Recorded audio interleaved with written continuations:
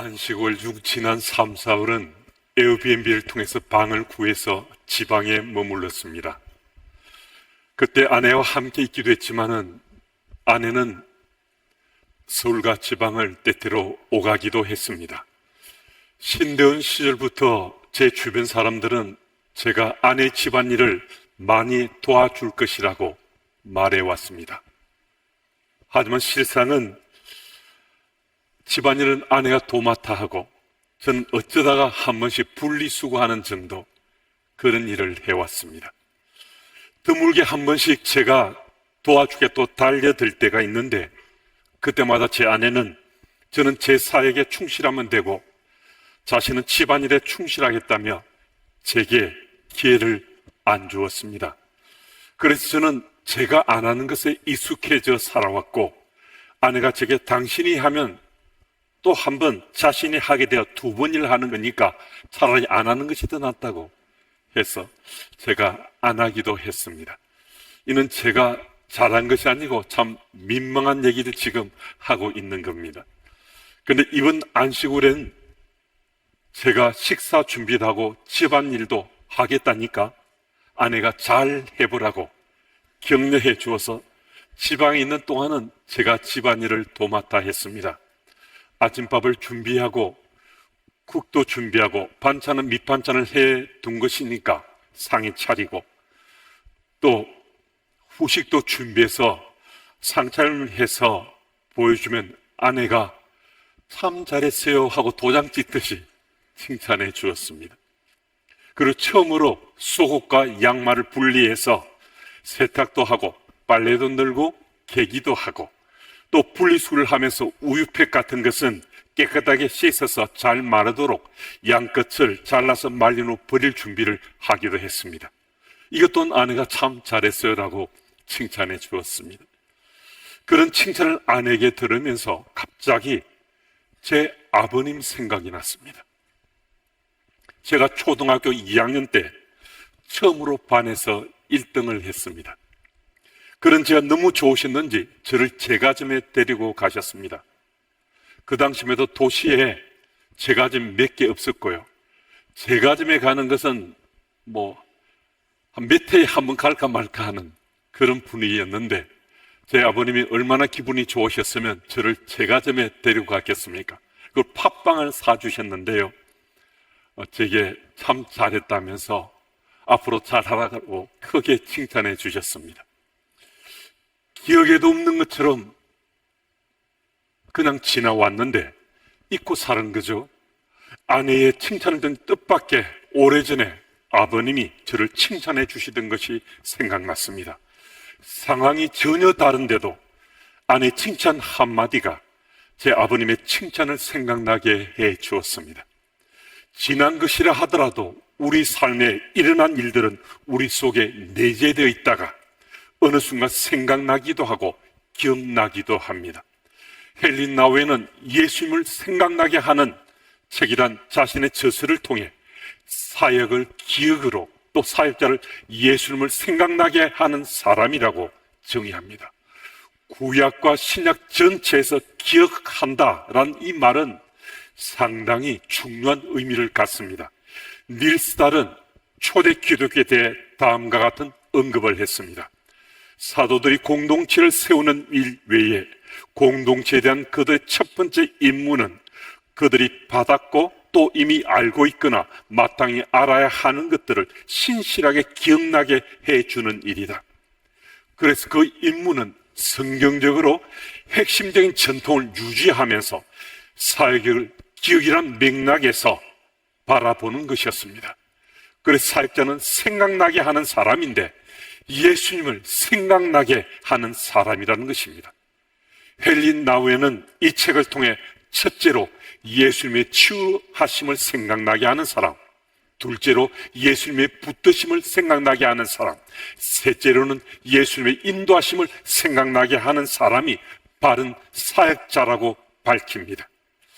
오늘 우리는 모르드게의 삶을 통해서 이 중에 하나님의 붙드심을 생각나게 하는 사람, 하나님의 인도하심을 생각나게 하는 사람, 이 토픽으로 말씀을 좀 나누겠습니다. 대궐문을 출입하는 바사 제국의 제2인자인 하만에게 신앙적인 이유로 절하지도 않고 무릎 꿇지도 않은 이 모르드게에게 하만이 굉장히 분노했습니다. 그래서 하만은 유대인인 모르드게뿐만 아니라 그의 동족까지 다 몰살시키려고 악한 꾀를 짜냈습니다. 그런 후 왕에게 가서 재갈을 얻어 바사에 거주하는 모든 유대인들을 몰살시키려고 하는 날을 정했습니다. 그때 모르드게는 이 소식을 전해 듣고서 자기 옷을 찢고 굵은 베옷을 입고 쟤를 온몸에 뒤집어 쓰고서 성중에 나가서 대성통곡했습니다. 왕후의 에스더가 자기를 딸처럼 양육해 준 모르드게가 그런 지경에 처해졌다는 소식을 듣고서 넷이 하닥을 보내서 자초지종을 알아보게 했습니다. 그때 모르드게는 하닥에게 이렇게 말했습니다. 제가 7절 8절을 읽습니다. 모르드게가 자기가 당한 모든 일과 하만이 유다인을 멸하려고 왕의 금고에 바치려 한 은의 정확한 액수를 하닥에게 말하고, 또 유다인을 진멸하라고 수상궁에서 내린 조수 초본을 하닥에게 주어 에스더에게 보여 알게 하고, 또 그에게 부탁하여 왕에게 나아가서 그 앞에서 자기 민족을 위하여 간절히 구하라 하니, 에스더는 믿음의 사람 모르드게가 딸처럼 양육한 그의 삼촌의 딸입니다. 에스더는 어린 시절부터 모르드게 가장 가까운 곳에서 모르드게가 얼마나 철저한 하나님의 사람인지, 얼마나 신실한 하나님 사람인지 누구보다도 깊이 느끼고 지켜보면서 자라났습니다. 그래서 당연히 모르드게의 믿음을 본받아서 에스더도 믿음의 사람으로 자라났습니다. 그러던 중 아수에로 왕의 왕비가 왕에 믿게 보여서 폐위를 당하게 됐습니다. 왕후를 새로 뽑게 되었는데 전국의 왕의 조서와 명령이 반포되었습니다. 이때 에스더는 왕의 후보 중 한 사람으로 궁녀들을 주관한 회계의 그 수하에 속하게 되었습니다. 그런데 정말 뜻밖에도 회계가 단 한 번도 본 적 없어요. 특별한 관계도 없어요. 그런데 에스더에게 특별한 은혜를 베풀었습니다. 그래서 에스더를 1년 동안 왕감으로 잘 준비하게 한 뒤에 왕 앞으로 나가게 했습니다. 다른 처녀들도 왕 앞으로 나갔지만은 회개에 특별한 은혜를 입은 에스더 결국 아수르의 왕의 왕비가 되었습니다. 이 구절에서 궁녀를 주관하는 회개가 에스더에게 특별한 은혜를 베푼 것은요, 이 하나님이 하신 것으로 밖에는 어떤 것으로 설명이 되지 않아요. 아무리 생각하고 그 이유를 찾아봐도요, 하나님이 하셨다라는 것, 이것 말고는 도무지 이유를 찾아낼 수 없거든요. 하나님이 에스더를 붙드셔서 회개의 은혜를 입게 하신 거죠. 다니엘 1장 8절의 10절 말씀을 보면 이와 유사한 내용이 기록됐습니다. 이 구절은 우리가 함께 읽겠습니다. 우리 함께요. 다니엘은 뜻을 정하여 왕의 음식과 그가 마시는 포도주로 자기를 더럽히지 아니하리라 하고, 자기를 더럽히지 아니하도록 환관장에게 구하니, 하나님이 다니엘로 하여금 환관장에게 은혜와 긍휼을 얻게 하신지라. 환관장이 다니엘에게 이르되, 내가 내 주 왕을 두려워하노라. 그가 너희 먹을 것과 너희 마실 것을 지정하셨거늘 너희의 얼굴이 초췌하여 같은 또래의 소년들만 못한 것을 그가 보게 할 것이 무엇이냐. 그렇게 되면 너희 때문에 내 머리가 왕 앞에 위태롭게 되리라 하니라. 아멘. 무슨 얘기입니까? 아무리 다니엘이 메어 달려서 간청하고 호소하더라도 다니엘 말을 안 들어주겠다는 겁니다. 아니, 단 한 번도 본 적도 없었고, 또 이방에서 노예로 끌려온 청년인데 그 청년을 위해서 자기 목숨을 건다, 이거 불가능하다는 거죠. 아무리 너가 사정하고 애걸복걸 하더라도 너 말 내 못 들어주겠다, 그 말 한 거거든요. 그런데 실제적 사실은 다니엘의 청을 절대로 들어주지 않을 것 같았던 이 환관장이 자기 목숨을 걸고 다니엘의 간청대로 왕의 음식과 마시는 포도주 대신에 채식과 물을 다니엘에게 제공합니다. 도대체 무슨 일이 일어난 거죠? 어떤 일이 생긴 겁니까? 하나님이 하신 거죠. 하나님이 하셨다는 것, 그거 말고는 이런 기적 같은 놀라운 일이 일어날 수 없거든요. 하나님이 다니엘을 붙드심으로 환관장이 자기 목숨을 걸고 다니엘을 도와준 거죠. 여러분, 때때로 우리 주변에 일어나는 아주 놀라운 소식을 접할 때가 있습니다. 혹 나의 삶 속에 정말 기적 같은 일이 일어나는 그런 경험을 할 때도 있습니다. 세상의 논리나 법칙으로 도무지 설명되지 않는 일들이 일어날 수 있습니다. 도대체 무슨 말씀인가? 우리 믿는 자들에게는요, 이런 일은 하나님이 하셨구나, 하나님이 행하신 거구나, 하나님 역사하셨구나, 우리 모두 이런 고백을 하게 된 거거든요. 여러분과 저는 이미 하나님 나라 백성으로 살아요. 우리 믿음의 대상이신 여호와 하나님 계시다는 이 사실 믿어지면요, 기적 같은 일이 우리 주변에나 우리 삶은 일어나면요, 하나님이 하셨네요, 하나님이 하셨습니다라고 우리 고백해 됩니다. 여러분과 제 삶이 분명 우리 그리스도로 살아가야 되는데, 그러하다면 우리 삶에 하나님께서 붙드셨다고, 하나님께서 행하셨다고, 그런 우리 삶이 그런 표징이 되는 복 있는 그리스도인으로 살아가시는 여러분들이 다 되시기 바랍니다. 그리고 13절 이하의 말씀을 보면 자신의 민족이 몰살당할 위기 상황에서 모르드게는 왕후 에스더에게 내가 왕후의 위치에 있으니 내가 우리 민족을 구하라 라고 말합니다. 그런데 에스더는 비록 자기가 왕후지만은 왕이 금규를 내밀지 않으면 왕 앞으로 갈 수 없다라고 자기 형편을 말합니다. 왕이 금규를 자기에게 내밀지 않으면 왕 앞으로 가면 왕후라도 죽임을 당하는 것이 이 바사 왕국의 법이라고 말합니다.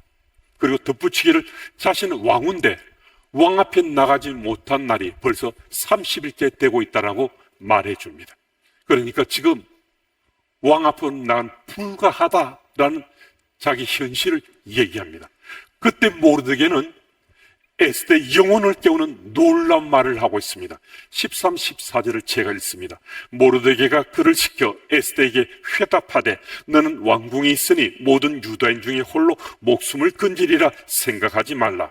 이때 네가 만일 잠잠하여 말이 없으면 유다인은 다른 데로 말미암아 노임과 구원을 얻으려니와 너와 내 아버지 집은 멸망하리라. 내가 왕후의 자리를 얻은 것이 이때를 위함이 아닌지 누가 알겠느냐 하니, 에스더는 모르드게의 양육을 받으면서 틀림없이 하나님 사람으로 자라났습니다.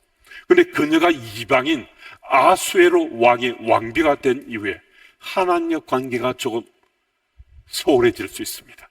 믿음이 조금 약해졌을 수 있습니다. 그런 에스더에게 모르드게가 강력한 메시지를 전했을 때 그는 모르드게의 메시지에 이렇게 반응하고 있습니다. 16절 말씀은 우리 함께 읽어보겠습니다. 함께요. 당신은 가서 수산에 있는 유다인을 다 모으고 나를 위하여 금식하되 밤낮 3일을 먹지도 말고 마시도 마소서. 나도 나의 시녀와 더불어 이렇게 금식한 후에 규례를 어기고 왕에게 나아가리니 죽으면 죽으리이다 하니라. 아멘. 에스더는 자신의 목숨을 걸고 왕에게 나아가는 것은요, 생각 자체를 해본 적 없어요. 자신이 유대인이니까 자신의 동족이 자기의 도움을 청하면 도와주리라. 또 도움을 청했을 때 이미 도와주었을 수는 있습니다. 하지만 자기 동족의 목숨을 건다는 것, 이건 상상조차 해본 적 없어요. 자기 목숨을 걸고 죽을 수도 있는데 왕 앞에 나가는 것은 이거는 꿈에서조차 본 적 없거든요. 그런데 정말 놀랍게도 그런 에스더인데 자신의 목숨을 걸고 왕 앞에 죽으면 죽으리다 하고 나아가고 있어요. 그럼 이게 어떻게 가능한 거죠? 모르드게의 메시지로 인해 에스더가 여호와 하나님을 생각하기 때문입니다. 여호와 하나님에 대한 신앙을 회복했기 때문입니다. 그래서 에스더는 설령 죽을지라도 주께서 자신을 인도하신다는 이 사실이 믿어졌습니다. 대도시의 후생사업국의 한 여직원이 빈민가에서 일을 시작했습니다. 그곳에서 12살쯤 되어 보이는 태어날 때부터 소아마비 장애를 앓고 있는 한 소년을 만났습니다. 희망이 없이 살고 있다라고 말했습니다. 그런데 이 아이에 대해서 참 마음이 애틋해지기 시작했습니다. 그래서 어떻게 하든 이 소년을 도와주고자 마음을 썼습니다. 그래서 그 도시의 유명한 정형외과 의사를 직접 찾아가서 소년에 대한 깊은 애정과 관심을 절절히 호소했습니다. 의사는 이 여직원의 말에 감동받아서 자신이 직접 그 소년을 수술해 주겠노라고 약속을 했습니다. 힘든 수술이었지만 수술은 아주 성공적이었고, 그리고 그 아이는 그 여직원의 지극정성으로 회복되기 시작했습니다. 그리고 마침내 그 아이는 같은 또래의 아이들처럼 걷기도 하고 뛰어놀기도 하게 됐습니다. 세월이 참 많이 흘렀습니다. 중년 부인이 된 그 후생국 직원이 우연히 길에서 그 의사와 마주쳤습니다. 서로 너무 반가워하다가 그 소년 얘기를 나누게 됐습니다. 그 소년은 지금 어떻게 됐습니까? 라고 의사가 물었습니다. 그녀가 말끝을 흐리다가 지금 성인이 되었을 텐데요. 박사님은 그가 지금 자라서 무엇이 되었다고 생각하십니까? 의사가 되었습니까? 아니요. 그러면 과학자가 되었습니까? 아니에요. 그 부인은 매우 진지하게 대답했습니다. 그는 여기에 없습니다. 그는 감옥에 있습니다. 살인자가 돼서 감옥에서 수용 생활을 하고 있습니다. 박사님, 우리는 그에게 걷는 법만 가르치려고 애를 썼지, 걸어서 가야 할 곳을 가르치지 못했습니다. 제대로 그 아이를 인도하지 못했습니다. 에스더가 왕의 허락도 받지 않은 채 왕 앞으로 나간다는 것은 정말 충격적인 일이 일어나는 거거든요. 모르드게의 메시지가 에스더에게 하나님을 생각나게 했음이 틀림없습니다. 하나님께서 자신의 삶을 인도하실 것이 이게 믿어진 거예요. 모르드게가 보낸 그 메시지가 에스더 목숨을 걸고 자신이 왕에 나가는데 하나님께서 자신을 인도하시리라, 이 사실이 믿어졌어요. 그리고 어떻게 되었는가? 왕은 에스더에게 금규를 내어 밀었고 에스더는 살았습니다. 뿐만 아니라 하만의 악한 계략을 왕에게 고함으로 유대인들이 아닌 하만이 장대에 달려서 목숨을 잃었습니다. 사랑 여러분, 하나님 인도하시면 정말 특별해요. 믿는 자로 살아가는 우리 삶의 자리에서 오늘 우리가 예배의 자리에 함께하고 있잖아요. 오늘 우리가 이 예배의 자리에 함께 할 수 있었던 것도 누군가의 인도함으로 우리가 주님의 교회 가족이 되었기 때문이거든요. 저는 새 가족이 등록하시면 먼저 환영 인사글을 문자로 제가 보냅니다. 그러면 새 가족 중에 적게는 반, 많게는 3분의 2 정도가 제게 전화를 주세요.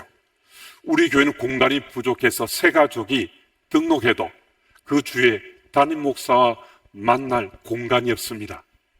그래서 제가 참 생각 끝에 제가 부임한 지 3주째부터 우리 교우들, 새 가족들에게 제가 글을 좀 준비해서 문자로 보내면서 목요일이나 금요일 8시, 9시 사이에 시간이 되시면 제게 전화를 주십사고, 혹 조금 부담이 되시면 전화를 주시지 않아도 된다고, 이렇게 문자지만은 인사 나누셔서 감사하다라고 제가 글자를 적어 보냈는데, 그러면 그 중에 말씀드린 것처럼 보통 반이나 3분의 정도가 제게 전화를 주세요.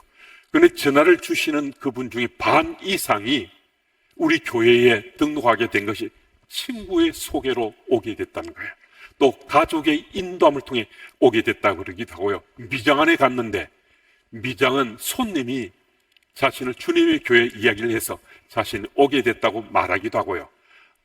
아파트 동주민이 주님의 교회 가보라 해서 오신 분도 있고, 심지어는 맘카페에서 이사 왔는데 어느 교회 갈까요 하니까 주님의 교회 가라고 해서 맘카페 소개받고 오신 분도 생각보다 적지 않은 교우들이 계시기도 합니다. 그래서 주님의 교회에서 신앙생활을 할 수 있는 것이 너무나 기쁘고 감사하다고 말들 하십니다. 우리가 지금 주님의 교회에서 예배자로 함께한 이 현장에 그분들이 우리를 소개해 준 그 현장은요, 예수님의 인도하심을 받게 한 바로 그 사람이었던 거거든요. 그분들이 예수님의 인도하심을 우리가 느낄 수 있도록 주님의 교회로 우리를 이끌어 주신 거잖아요. 뿐만 아니라 우리가 동력하면 주님의 교회 한 가지로 영적 공동체를 이루어가고 있습니다. 우리가 서로에게 도전받고 감동받고 서로 격려하며 믿음의 삶을 사는 것도요, 우리 서로가 바른 믿음의 삶을 사는 인도자로 서로에게 영향을 미치기 때문입니다. 우리 그리스도인이잖아요. 하나님 백성으로 사는 거잖아요. 그러면 우리의 삶이 예수님이 생각나게 하는 그런 삶을 우리가 살아내야 되지 않겠어요? 그냥 우리 삶이 예수를 믿는지 믿지 않는지 전혀 예수 믿지 않는 것처럼 우리가 산다면 우리의 삶을 보면서 어떻게 예수님이 생각나겠습니까?